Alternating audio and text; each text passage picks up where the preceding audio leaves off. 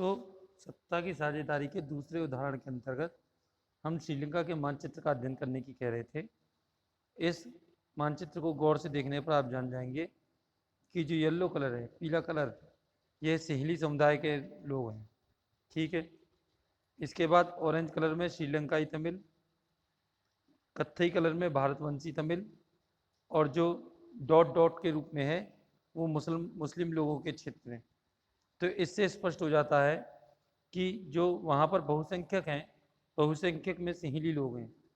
तो सिंहली लोगों ने 1948 में जो श्रीलंका स्वतंत्र हुआ, उसके बाद 1956 में एक कानून बनाया जिसके तहत तमिल को दरकिनार कर सिंहली को एकमात्र राजभाषा घोषित कर दिया गया। विश्वविद्यालयों और सरकारी नौकरियों में भी सिंहलियों को प्राथमिकता दी जाने लगी। नए संविधान में यह प्रावधान भी किया गया कि सरकार बौद्ध मत को संरक्षण और बढ़ावा देगी। एक एक करके आए इन सरकारी फैसलों से श्रीलंकाई तमिलों में नाराजगी और शासन को लेकर उनका बेगानापन बढ़ गया। उन्हें लगा कि बौद्ध धर्मावलंबियों, सिंहलियों के नेतृत्व वाली सारी राजनीतिक पार्टियां उनकी भाषा और संस्कृति को लेकर असंवेदनशील हैं। उन्हें लगा कि संविधान और सरकार की नीतियां उन्हें समान राजनीतिक अधिकारों से वंचित कर रही हैं। नौकरियों और फायदे के अन्य कामों में भी उनके साथ भेदभाव हो रहा है। इसके उनके हितों की अनदेखी की जा रही है। परिणाम स्वरूप सिंहलियों और तमिलों के बीच में जो मतभेद थे वे गहराते चले गए। श्रीलंकाई तमिलों ने अपनी राजनीतिक पार्टियां बनाई। तमिल को राजभाषा बनाने के लिए वे क्षेत्रीय स्वायत्तता हासिल करने के लिए शिक्षा और रोजगारों में समान अवसरों की मांग करने के लिए संघर्ष किया। 1980 के दशक तक उत्तर पूर्वी श्रीलंका में स्वतंत्र तमिल ईलम सरकार को कहते हैं तमिल भाषा में, बनाने की मांग को लेकर अनेक राजनीतिक संगठन बने, जिसका परिणाम क्या हुआ कि श्रीलंका में गृह युद्ध छिड़ गए। सन 2009 में जाकर इस गृह युद्ध का अंत हुआ। तो आपने दोनों उदाहरणों से यह जाना कि जहां पर सत्ता की साझेदारी सावधानी पूर्वक समझदारी से नहीं की गई, वहां पर उस देश को गृह युद्ध का या संघर्ष का सामना करना पड़ा। तो बात करते हैं सत्ता की साझेदारी क्यों जरूरी है। सत्ता की साझेदारी वर्तमान समय में बहुत जरूरी है। किसी भी देश, लोकतांत्रिक देश में लोकतंत्र जब ही सफल हो सकता है जब वहाँ पर रहने वाले सभी समुदायों के, चाहे वे अल्पसंख्यक हों चाहे वे बहुसंख्यक हों, उनके हितों के में आपसी टकराव ना हो, सभी को समानता मिले। ठीक है। तो इसीलिए सत्ता की साझेदारी किसी भी लोकतांत्रिक देश के लिए बहुत ज़्यादा आवश्यक हो जाती है। अब बात करते हैं सत्ता की साझेदारी के रूप की, कि सत्ता की साझेदारी हमें किस किस रूप में देखने को मिलती है। तो पहला, इन रूपों को हम अपने भारत के उदाहरण के माध्यम से समझने की कोशिश करेंगे। ठीक है। तो पहला रूप है कि शासन के विभिन्न अंगों जैसे विधायिका, कार्यपालिका, न्यायपालिका के बीच सत्ता का बंटवारा रहता है।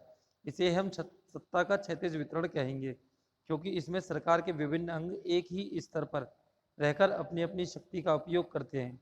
ऐसे बंटवारे से यह सुनिश्चित हो जाता है कि कोई भी एक अंग सत्ता का असीमित उपयोग ना करता हो। ठीक है। तो जैसे भारत के उदाहरण लें तो भारत में भी कार्यपालिका, विधायिका व न्यायपालिका को, तीनों को एक दूसरे से स्वतंत्र रखा गया। जहां विधायिका का कार्य कानून बनाना, कार्यपालिका का उनका पालन करवाना तथा न्यायपालिका का न्याय करना है। तीनों ही एक दूसरे से स्वतंत्र हैं, इसलिए तीनों पर एक दूसरे का कंट्रोल नहीं रहता है। इसे हम नियंत्रण और संतुलन की व्यवस्था भी कह सकते हैं या कहते हैं। दूसरा, अगर हम इसका बात करें तो दूसरे तरीके में सरकार के बीच भी विभिन्न स्तरों पर सत्ता का बंटवारा हो सकता है, जिसे पूरे देश के लिए एक सामान्य सरकार हो और फिर प्रांत या क्षेत्रीय स्तर पर अलग अलग सरकार हो।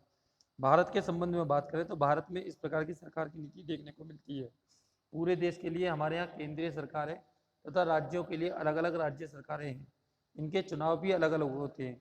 इसके अलावा स्थान विशेष के आधार पर हमारे यहाँ स्थानीय सरकार भी देखने को मिलती है। ठीक है।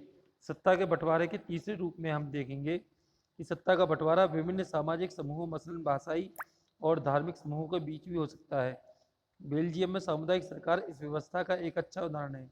कुछ देशों के संविधान और कानून में इस बात का प्रावधान है कि सामाजिक रूप से कमजोर समुदाय और महिलाओं को विधायिका व प्रशासन में हिस्सेदारी दी जाए। पिछले साल हमने अपने देश में प्रचलित आरक्षित चुनाव क्षेत्र वाली ऐसी ही व्यवस्था के बारे में पढ़ा था, 9th क्लास में आपने पढ़ा होगा। ठीक है जी, उसके अकॉर्डिंग क्या किया गया है कि स्थानीय जो सरकारें हैं उनमें महिलाओं को लगभग 33% आरक्षण की व्यवस्था की गई है, जिससे महिलाओं के हितों के साथ में किसी प्रकार का भेदभाव ना हो पाए। सत्ता के बंटवारे के चौथे रूप में हम देखेंगे, चौथे उदाहरण में देखेंगे कि इसमें हम विभिन्न प्रकार के दबाव समूहों और आंदोलनों द्वारा शासन को प्रभावित व नियंत्रित करने के तरीके में भी लक्ष्य कर सकते हैं। लोकतंत्र में लोगों के सामने इस सत्ता के दावेदारों के बीच चुनाव का विकल्प जरूर रहना चाहिए। समकालीन लोकतांत्रिक व्यवस्थाओं में यह विकल्प विभिन्न पार्टियों के रूप में उपलब्ध होता है। पार्टियां सत्ता के लिए आपस में प्रतिस्पर्धा करती हैं। पार्टियों का यह आपसी प्रतिद्वंद्विता ही इस बात को सुनिश्चित कर देती है कि सत्ता एक व्यक्ति या समूह के हाथ में न रहे। यह एक बड़ी समयावधि पर गौर करेंगे तो पाएंगे कि सत्ता बारी बारी से अलग विचारधारा व सामाजिक समूहों वाली पार्टियों के हाथ में आती जाती रहती है। तो लोकतंत्र का जो वर्तमान स्वरूप है, जिसमें हम विभिन्न पार्टियां चुनते हैं, जिसके थ्रू हम सत्ता उनको उनके कार्य के आधार पर सौंपते हैं, यह भी सत्ता की साझेदारी का एक प्रकार है। ठीक है, इसी के साथ हमारा यह पहला चैप्टर समाप्त होता है। धन्यवाद।